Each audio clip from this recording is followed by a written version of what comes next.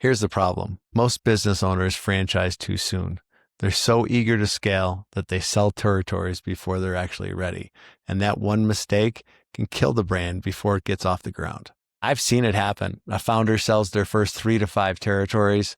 The franchisees open their doors, and within 6 months, everybody's frustrated. Why? Because the founders franchised a business rather than franchised a system. If you're an emerging franchise founder, you already know this. The jump from 10 to 100 units is where most brands stall out. Not because the concept isn't strong, but because the founder is drowning in chaos. I'm Guy Coffey, franchisor, franchisee, and growth strategist. I've been where you are, and I know what it takes to build a brand that scales without burning out, selling out, or losing control. That's why I created the Franchise Scale Up Show. Every week, I'll share the playbooks, the red flags, and the mindset shifts that separate the brands that stall from the ones that scale. So if you're serious about protecting your vision and multiplying your brand, hit subscribe right now. This is the Franchise Scale Up Show. I'm Guy Coffey. Let's get to work. Today, I'll break down the number one mistake founders make before franchising and show you how you can avoid it. By the end, you'll know what to check before you sell your first franchise. The number one mistake founders make before franchising, they try to franchise hustle, not systems. For founders thinking about franchising right now, or for founders who have launched their franchise and it's early days, or maybe you started it out and it's not going as well as you had planned, this episode is for you.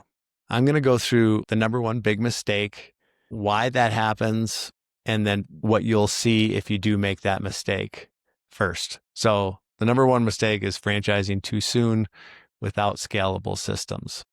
And that is the franchisor, the founder trying to franchise basically what's in their head, not what's on paper or nowadays digitally. And it's also a cause from founders thinking like they have a successful unit or a couple units, and all of a sudden they think that's scalable. And what I've seen is a lot of people think, oh, I've got someone working on my FDD or my franchise agreements. That means I'm ready. Like there's a lot more to it. It's totally possible. Don't get me wrong. I'm not one of these people that says, oh, it's so hard, you shouldn't try to do it. It's like, definitely you should. It's a great model, but it's a great model when you're ready to do it, because you don't want to bring someone in on something that's not fully baked yet, right? So why founders do it is, to be honest, ego is number one. They feel pressured, or people love my brand. I need to get this out there because so many people love it. Could be demand. Friends and family are like, you got lightning in a bottle. Like, I want a chance to do this too. Let me open up a unit over here. Let me do this. Or sometimes, to be honest, it's not super great franchise professionals pressuring you into franchising before you're ready for it. And then there's also the other thing is some people mistakenly think it's a faster way to get cash. Like, so they're in a cash crunch and they don't have enough money to open more corporate units or territories. And they think, wow, I'll get some money coming in from territory fees and I'll do it that way.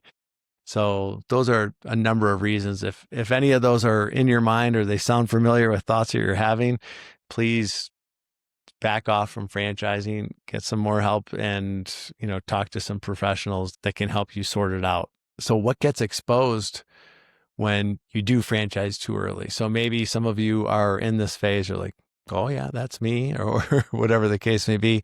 And if you haven't franchised yet, this is things that will happen if you're truly not ready for it. Number one is what gets exposed is you'll find out that like everything that's in your head and your team's head is not common sense. It's not common knowledge.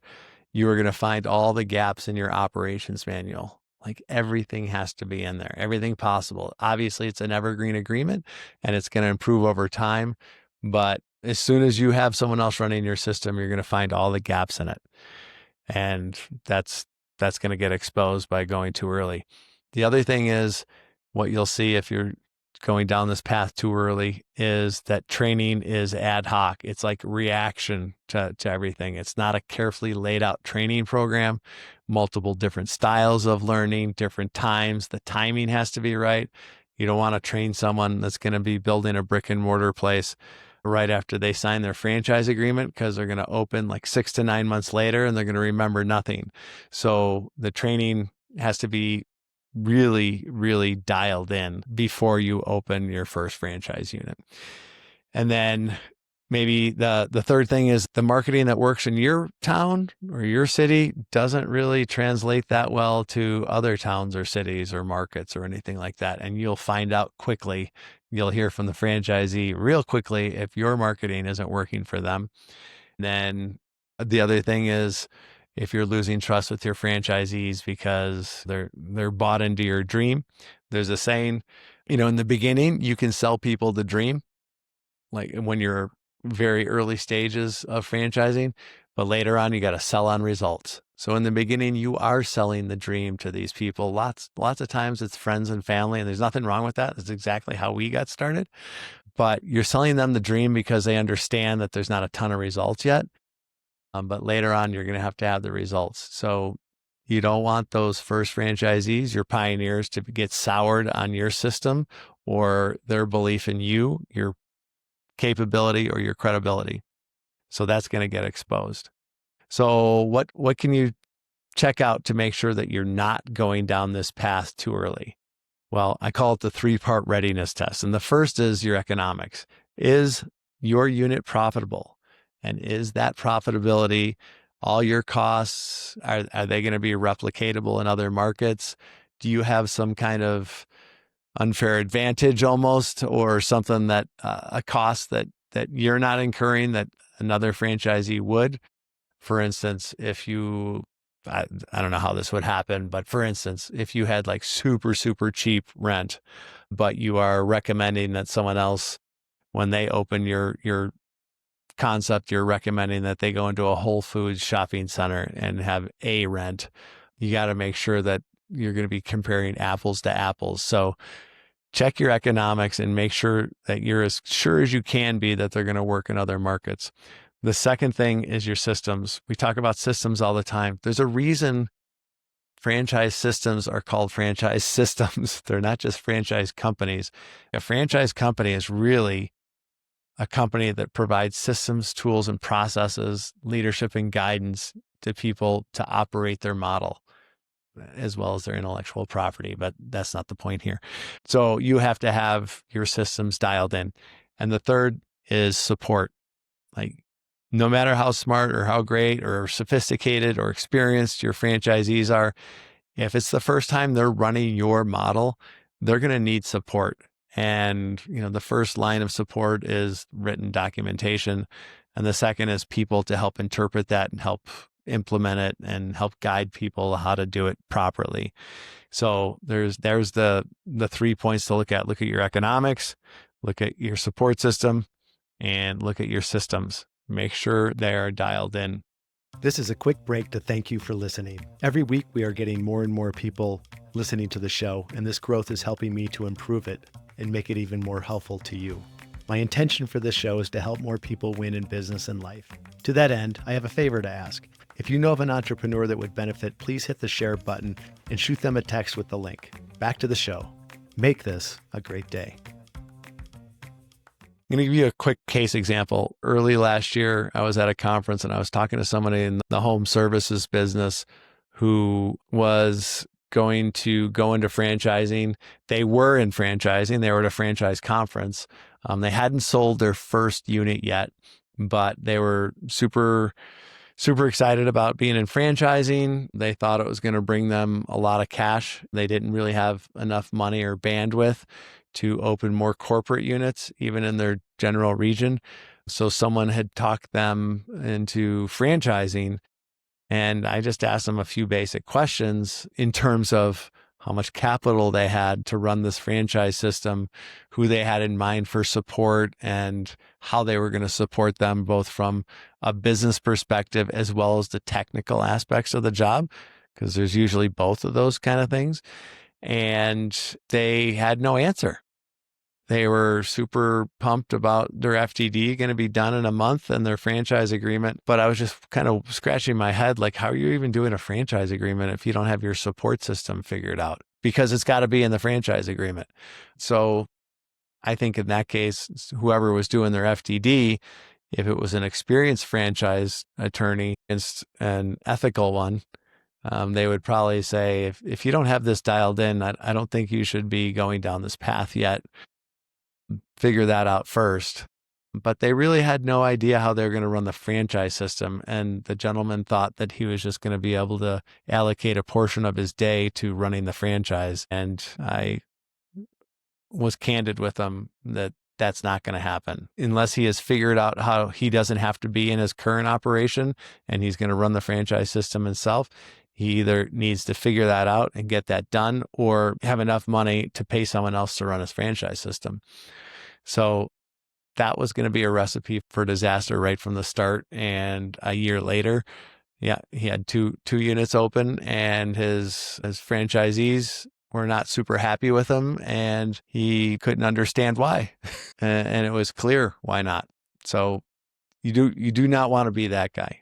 Just to wrap this up, when you're first starting selling, don't confuse speed with being smart, like speed of sales, because your systems are going to break at some point in time. We don't know if it's with your first unit because your operations manual and your support is not there at all, or whether it's at 5 because 3 of your first franchisees are knocking it out of the park, but 2 of them aren't, and they're pointing out all your failures or your gaps in support or processes and things like that. Don't get caught up in the momentum that franchise development and territory sales equals success. It doesn't. It's kind of like a rope. And if you don't have your stuff dialed in, you're going to reach the end of that rope and it's going to hurt a lot. Remember that franchising is about leverage. So that's why we talk about systems so much and support so much. There is no way to out hustle when you have multiple units going and you're not in total control of those units. You're basically leading, coaching, guiding someone else to run your project, your system. And it's not going to be through command and control. And it's not going to be from you coming in and helping them out. You're just not enough of you, no matter who you are. So it's about the systems. And then remember, your job isn't to sell franchises. That's really short term. It doesn't end up with a lot of cash in your pocket usually.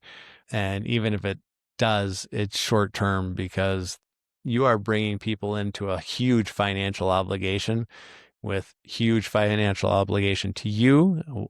If it's a brick and mortar company, it's also a huge financial obligation to a landlord. When it doesn't go well, it's a problem. So what you are selling is not just franchises. You are selling a system that makes it almost inevitable that everybody will succeed if they run your system. It's almost has to be to the point of inevitable success for you to have a clear conscience, for your team to feel good about selling what you're doing and teaching and working with franchisees. That's something that's often overlooked. The belief on your team, on your franchise team, has to be so high. It has to be so high just to even sell franchise territories, to be honest. It's a huge expense. It's a dedicated path for your franchisee for many years to come, usually. If your team doesn't believe in it, there's going to be problems. So they don't have to believe that everything is perfect, but they have to believe that it's pretty darn good and the people that join have a really good shot at making money and profitability and having the impact that they want, and that you and your team are willing to improve things, get the feedback. Don't take things defensively. Just take it as collaborative effort to make it even better as soon as possible. So the tactical takeaways from this: don't franchise your hustle. Doesn't work. Got to franchise systems. Number 2, validate your unit economics before selling. They have to be really strong. I don't want to say exact percentages, but unless after paying you a royalty, unless your franchisees are going to be able to make like 21% at the very low end, you don't have a franchisable system yet. You have to work on your unit economics. Number 3 is build that documentation. Just do it. Record yourself doing stuff, record your team doing things, build an operations manual that can stand up to the start and get better and better with improvement. And then franchisees buy confidence. If you're not ready to deliver, don't offer it for sale, okay? You have a huge obligation to your franchisees. You're going to be talking about their obligation to you a lot, but it starts with your obligation to them. Make sure that you feel good about it. You can prove it with results from an average franchisee in an average market. Don't just look at some superstar that comes into your system. That doesn't cut it. It's got to be good enough for an average franchisee in an average market. And then remember this, I think it comes from the SEALs. Slow is smooth and smooth is fast. You don't want to come out of the box like this and have all these sales and then go down like that because of validation. People aren't happy. You're going to be in lawsuits. Like, the downside of growing too fast way outweighs the upside of growing that fast. Please don't do it. Slow is smooth, smooth is fast. I hope this helps. If today's episode helped you see the number one mistake to avoid when franchising, please share it with another founder or someone else who's thinking about franchising. If you want to see if your systems are really ready to scale, book a call with me. Head over to geekcoffee.com and book a franchise scale-up strategy call. I run you through a 4-point system that will show you in detail whether you are ready or not. Until next time, keep scaling with speed and purpose. This has been the Franchise Scale-Up Show with me, Geek Coffee. Talk soon. That wraps up today's episode of the Franchise Scale-Up Show. If this gave you a strategy you can put into play, please share it with one founder who needs the help. You might save them months of pain. If you're ready to go deeper, whether it's building your support infrastructure, accelerating territory sales, or preparing for private equity, go to geekcoffee.com. That's GUYCOFFEY, and book a free franchise growth strategy call. I only partner with founders who are committed to scaling without losing control. If that's you, I'd love to connect. Until next time, protect your vision, move fast, and scale smart. I'm Geek Coffee. Talk soon.